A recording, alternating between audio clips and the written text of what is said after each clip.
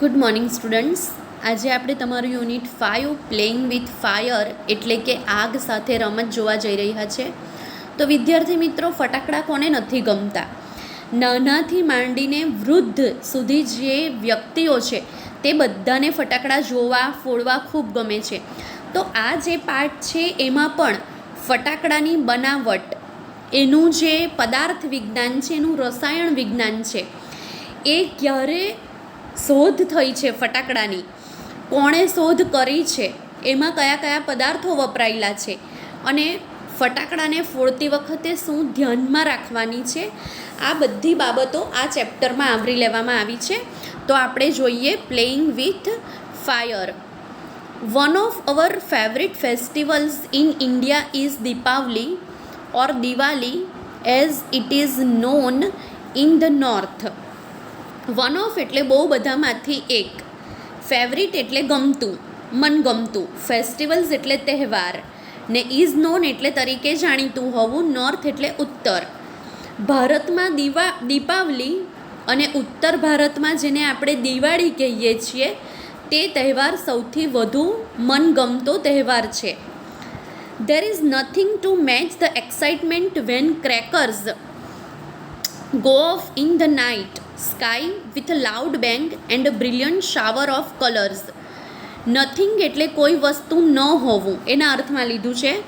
Match એટલે તોલે આવવું, two match એની તોલે આવવું, એની કમ્પેરિઝન, એની તુલનામાં આવવું. એક્સાઇટમેન્ટ એટલે રોમાંચ. ક્રેકર્સ એટલે ફટાકડાઓ.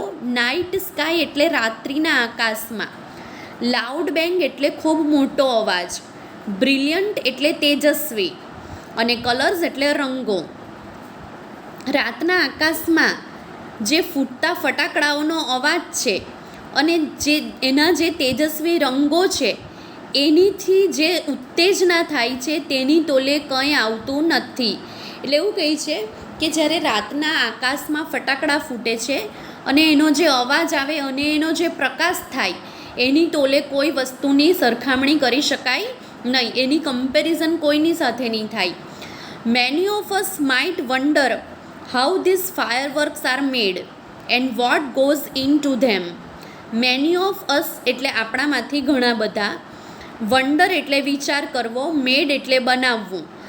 આપણામાંથી ઘણા બધાને વિચાર આવતો હશે કે આ ફટાકડાને કેવી રીતે બનાવવામાં આવે છે અને તેમાં શું ભરેલું હોય છે. The physics and chemistry of fireworks is as interesting as the sound and the light they emit. Physics એટલે પદાર્થ વિજ્ઞાન ને કેમેસ્ટ્રી એટલે રસાયણશાસ્ત્ર. ફાયરવર્ક્સ એટલે ફટાકડાઓ. સાઉન્ડ એટલે અવાજ. લાઇટ એટલે પ્રકાશ અને એમિટ એટલે બહાર ફેંકવું. ફટાકડાનું પદાર્થ વિજ્ઞાન અને રસાયણશાસ્ત્ર, તેમના અવાજ અને પ્રકાશ જે ફેંકે છે તેના જ જેટલું રસપ્રદ છે. The science of fireworks is technically called pyrotechnics, from the Greek word pyre meaning fire and techniques meaning an art. હવે આ જે ફટાકડા છે તે કઈ શ્રેણીમાં આવે છે તે આપેલું છે. સાયન્સ એટલે વિજ્ઞાન, ફાયરવર્ક્સ એટલે ફટાકડા, કોલ્ડ એટલે તરીકે ઓળખાવવું, પાયર એક શબ્દ છે અને ટેકનિક એક શબ્દ છે, એટલે પાયર અને ટેકનિકને બે ભેગા કરીને પાયરોટેકનિક્સ બનેલું છે. ફાયર એટલે અગ્નિ ને આર્ટ એટલે કળા. ફટાકડા બનાવવાના વિજ્ઞાનને પાયરોટેકનિક્સ કહેવામાં આવે છે, જે એક ગ્રીક શબ્દમાંથી ઉતરી આવેલો છે. પાયર એટલે અગ્નિ અને ટેકનિક્સ એટલે કળા. તો અહીંયા તમને પૂછાય કે પાયરનો મિનિંગ શું થાય ને ટેકનિકનો મિનિંગ શું થાય.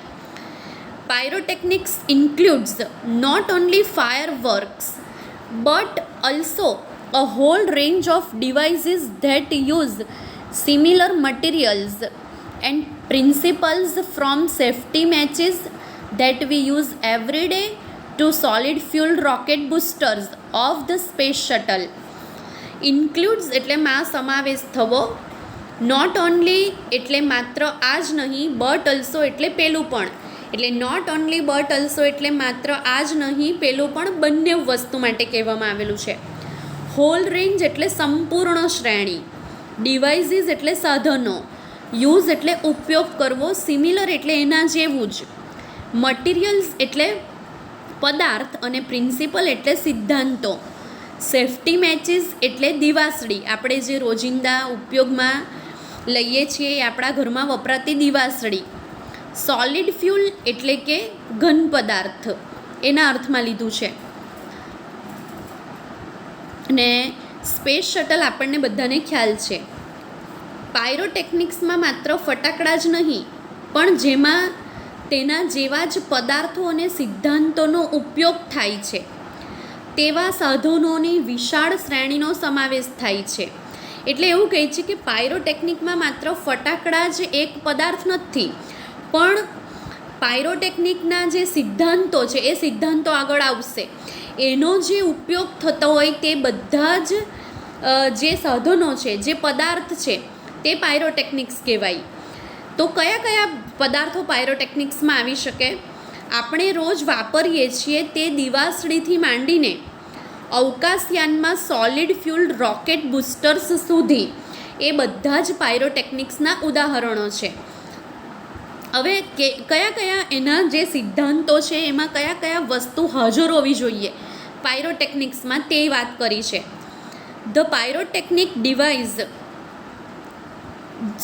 The household match is considered a special pyrotechnic device as all the pyrotechnic effects, heat, smoke, light, gas, sound are present in it. Device એટલે સાધન, કન્સિડરેડ એટલે સમાવેશ કરવો, હીટ એટલે ગરમી, સ્મોક એટલે ધુમાડો, લાઇટ એટલે પ્રકાશ, ગેસ મીન્સ વાયુ ને સાઉન્ડ એટલે અવાજ, પ્રેઝન્ટ એટલે હાજર હોવું.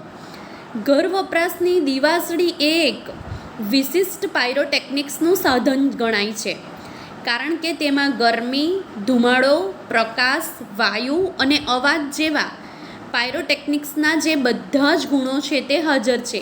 એટલે પાયરોટેકનિક્સના ગુણો કયા કયા? તો કઈ પદાર્થને, કઈ વસ્તુને પાયરોટેકનિક્સમાં સામેલ કરી શકાય? તો જેમાં ગરમી હોય, ધુમાડો હોય, પ્રકાશ, વાયુ અને અવાજ હોય, આ બધા જ જે પદાર્થો છે તે પાયરોટેકનિક્સ કહેવાય. Some historians say that black powder, the basic material used in fireworks, was invented in India.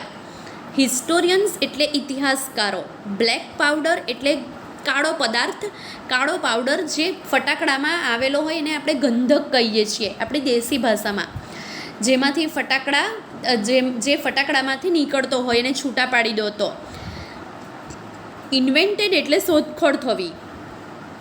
કેટલાક ઇતિહાસકારોનું માનવું છે કે ફટાકડામાં વપરાતો મૂળભૂત પદાર્થ બ્લેક પાવડર એટલે કે ગંધકની શોધ ભારતમાં થઈ હતી. શુક્રાંતિ written more than 2,000 years ago has references to weapons similar to guns and projectile weapons. written એટલે લખવું, રેફરન્સીસ એટલે ઉલ્લેખ કરવો, વેપન્સ એટલે હથિયારો, સિમિલર એટલે એના જેવું, ગન્સ એટલે બંદૂક અને પ્રોજેક્ટાઇલ એટલે તોપ. જે યુદ્ધ મેદાનમાં વપરાય તોપ તે તોપ કહેવાય પ્રોજેક્ટાઇલ, ને વેપન્સ એટલે હથિયારો. 2000 વર્ષ પહેલાં લખેલા શુક્રાંતિ નામના ગ્રંથમાં, એટલે શુક્રાંતિ એક ગ્રંથનું નામ છે, બંદૂક અને તોપ જેવા શસ્ત્રોનો ઉલ્લેખ છે. એટલે શુક્રાંતિ જે ગ્રંથ છે તેમાં પણ જે 2000 વર્ષ પહેલાં લખાયો છે એમાં પણ ગન અને તોપ જેવા કેટલાક હથિયારોનો ઉલ્લેખ થયેલો છે. એટલે 2000 વર્ષ પહેલાં પણ આ જે પાયરોટેકનિક્સ છે તે આ હશે એવું માની લઈએ આપણે. However, the Chinese are generally considered the pioneers of pyrotechnics. However એટલે છતાં, generally એટલે સામાન્ય રીતે, કન્સિડરેડ એટલે ને ધ્યાનમાં લેવું એના અર્થમાં છે માનવામાં આવવું, અને પાયોનિયર્સ એટલે પ્રણેતા, સંશોધક જેને કહેવાય. તેમ છતાં સામાન્ય રીતે ચીનને પાયરોટેકનિકના સંશોધક માનવામાં આવે છે. એટલે આમ તો શુક્રાંતિ નામના ગ્રંથમાં જે ઇન્ડિયાનો છે એમાં એવું છે ઉલ્લેખ કે ગન અને પ્રોજેક્ટાઇલ છે પણ છતાં કેટલાક એવા પણ પુરાવા છે કે ચાઇનીઝ લોકોને પાયરોટેકનિક્સનો પ્રણેતા માનવામાં આવે છે. They are said to have developed black powder more than 1000 years ago. એવું કહેવાય છે કે 1000 વર્ષ પહેલાં તેમણે બ્લેક પાવડર બનાવ્યો હોવાનું કહેવાય છે. એટલે આ જે ચાઇનીઝ લોકો છે એ લોકોએ 1000 વર્ષ પહેલાં બ્લેક પાવડર બનાવેલો છે. પણ 2000 વર્ષ પહેલાં જે શુક્રાંતિ નામનો ગ્રંથ છે જે ઇન્ડિયામાં લખાયેલો છે, ઇન્ડિયન છે, તેમાં પણ આવા પાયોટેકનિક્સના પદાર્થોનો ઉલ્લેખ છે.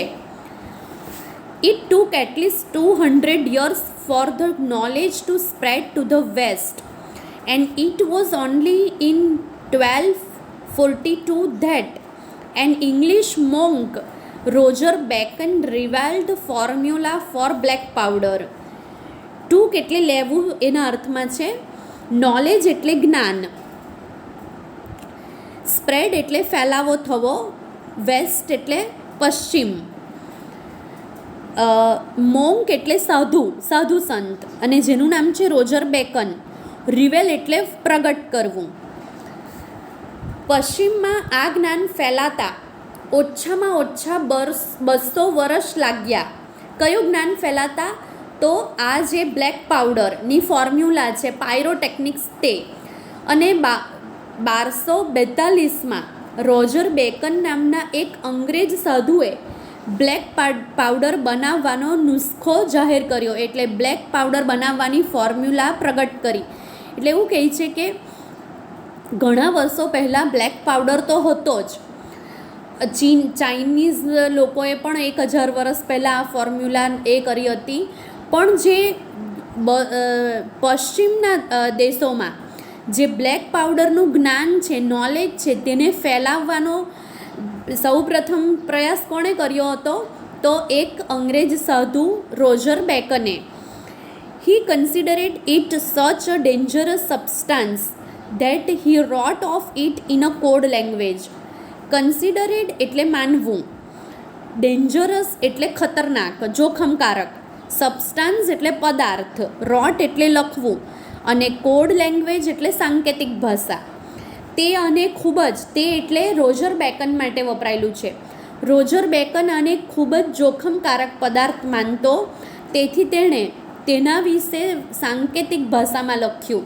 એટલે દરેકને કોડ લેંગ્વેજ નહીં આવડે, એટલે એણે જે બધી ફોર્મ્યુલા આપી એ કોડ લેંગ્વેજમાં લખી, જેથી કરીને સામાન્ય વ્યક્તિ એ જે છે એની ફોર્મ્યુલા તેને સમજી શકે નહીં. The basic formula of the black powder or gunpowder has remained unchanged for centuries. Basic formula એટલે મૂળભૂત રીત, રિમેઇન એટલે રહેવું, અનચેન્જ એટલે કોઈ પણ વર્તન વગર, બદલાયા વગરનું, ને સેન્ચુરીઝ એટલે સદીઓ. બ્લેક પાવડર અથવા ગન પાવડર બનાવવાની મૂળભૂત રીત સદીઓથી કોઈ પણ બદલાયા વિનાની રહી છે. એટલે એમાં કોઈ પણ પરિવર્તન આવ્યું નથી. જ્યારથી પણ બ્લેક પાવડરને શોધાયો છે ત્યારથી એની ફોર્મ્યુલા સેમ છે.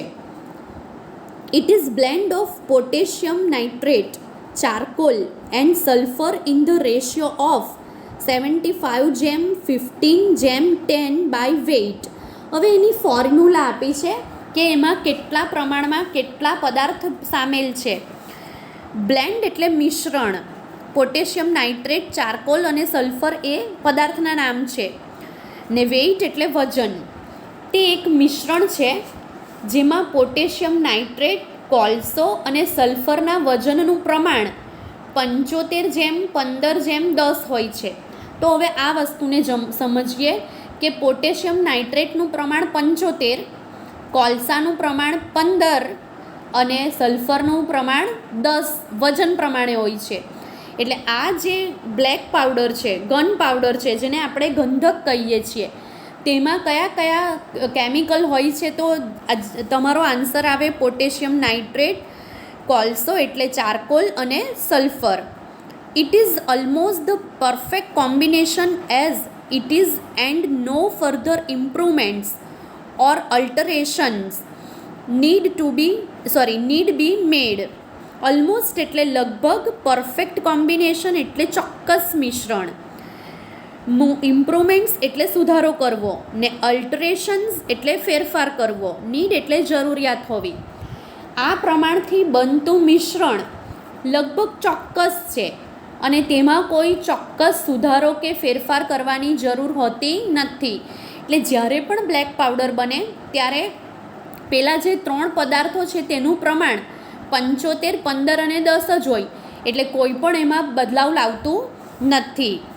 Experts say that these might be the only chemical product still using the same age-old proportions and manufacturing techniques. Experts એટલે તજજ્ઞો, જે નિષ્ણાતો હોય તે. માઇટ એટલે કદાચ, કેમિકલ પ્રોડક્ટ એટલે રાસાયણિક ઉત્પાદન, યુઝ એટલે ઉપયોગ કરવો, પ્રોપોર્શન એટલે પ્રમાણ, ને મેન્યુફેક્ચરિંગ એટલે ઉત્પાદન કરવું. નિષ્ણાતોનું કહેવું છે કદાચ આ એકમાત્ર એવું રાસાયણિક ઉત્પાદક છે જે હજુ એ જૂના જમાના પ્રમાણે જ ચાલે છે અને જૂના માપ પ્રમાણે જ ઉત્પાદનની પ્રક્રિયાનો ઉપયોગ થાય છે. એટલે એવું કહે છે કે દુનિયામાં ઘણા બધા રાસાયણિક ઉત્પાદનો છે, પણ એના જે પ્રમાણ છે, એની જે માપ છે તે કેટલીક વખત બદલાયા કરે છે. પણ આ જે બ્લેક પાવડર અથવા ગન પાવડર છે તે જ્યારથી સદીઓથી શોધવામાં આવેલું છે ત્યારથી લઈને એનું જે પ્રમાણ છે 3 વસ્તુનું તે અનચેન્જ છે, એટલે કે બદલાયા વગરનું છે. However, with the development of modern chemistry, light and color effects have become common in fireworks. However એટલે છતાં અથવા પણ, ડેવલપમેન્ટ એટલે વિકાસ થવો, મોડર્ન કેમિસ્ટ્રી એટલે આધુનિક રસાયણશાસ્ત્ર, લાઇટ એટલે પ્રકાશ, કલર એટલે રંગો, ઇફેક્ટ્સ એટલે અસર, કોમન એટલે સામાન્ય અને ફાયરવર્ક્સ એટલે ફટાકડા. છતાં આધુનિક રસાયણશાસ્ત્રના વિકાસથી ફટાકડામાં જે પ્રકાશ અને રંગો છે એક સામાન્ય બાબત બની ગઈ છે. એટલે તમે જો છોકરાઓ કે આપણે ગમે તે ફટાકડા લાવીએ, બરાબર, એનું ફોર્મ જુદું જુદું હોય, એટલે એનો જે આકાર છે તે જુદો જુદો હોય, એ સળગતું અલગ અલગ રીતે હોય. કોઈ ઊભું સળગે, કોઈ આડું જાય, કોઈ સીધું આકાશમાં જાય, તનક તારા છે તો હાથમાં પકડવા પડે.